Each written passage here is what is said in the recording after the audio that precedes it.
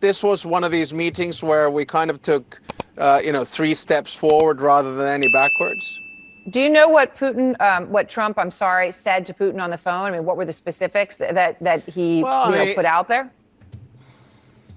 Well, I mean, President Trump then, after the call, we agreed to meet in the Oval Office, and we had a very thorough briefing by him of the conversation. But obviously, in diplomacy, what happens in the Oval Office stays in the Oval Office when the media is not in there. Well, that isn't always true, but I appreciate that you are taking the high road and doing the right thing. I don't mean to laugh about it, but in this context, you're talking about he gets on the phone with Putin, then you all go into the Oval Office. There was a moment where I believe Trump was talking to your colleague, Keir Starmer, and he said something that was caught on a hot mic. He was talking about Putin. Let me play it for you, Mr. President. I think he wants to make a deal for me. You understand that? As crazy as it sounds.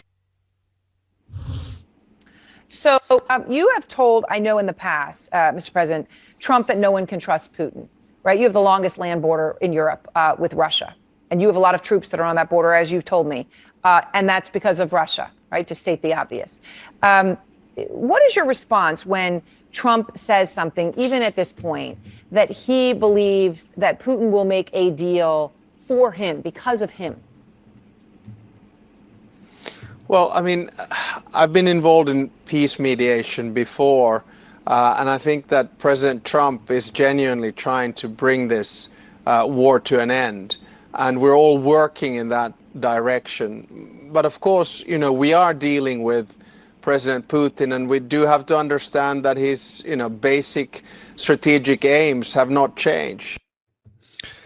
Here is the thing that I don't want you guys to miss. Satan, she's operating as one of Satan's minions. She was trying to set it up so that Trump looks foolish for being optimistic about the meeting that he had with Putin. He said, I think he wants to make a deal. This may sound crazy, but I think he wants to make a deal. Yeah. If you got somebody who comes all the way across the world, they show nothing but respect to you. They sit down with you for hours and they're just trying to figure this thing out. We're trying to figure this thing out. Yes, I'm going to be optimistic too. But she didn't want to hear that. She was like, you always had nothing but negative things to say about Trump. Could you please say something negative for him? About him today, now that you're on my show? That would do me so well. I mean, the ratings would be great. It would help us out a little bit. I might not lose my job in a year. If you say one thing negative, please say something negative about him. He's like, no, I think he's doing great. I think he's moving in the right direction. I think we're doing what we need to do. I think it went well. I don't know what you want me to say. Well, you didn't say what I wanted you to say. Fine. Thank you for coming on my show. Please get off. All right. Have a safe trip home or whatever, because you didn't do what I wanted you to do. So you can just go ahead about your business. I'm mad at you right now. Don't look at me. Don't look at me. Don't look at me. Like when you piss your woman off, y'all go out for a night on the town, right? And maybe you said something you wasn't supposed to say, or maybe she caught you looking at some lady that walked by that just was, whew, my gracious, just was gorgeous. Maybe she had legs in her back pockets, and her up top was just looking nice and juicy.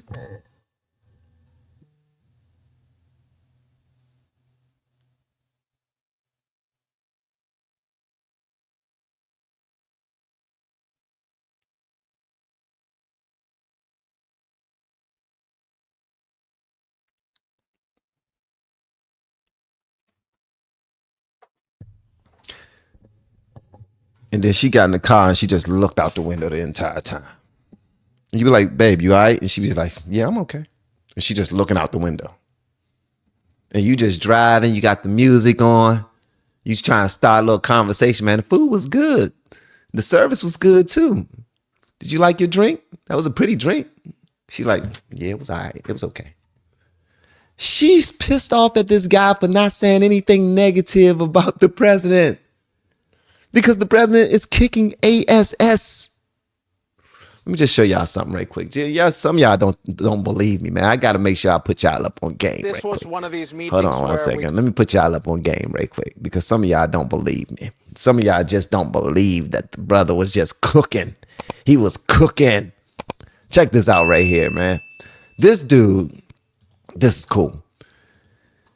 He's sitting in the White House. He has all of these world leaders just sitting around having a conversation.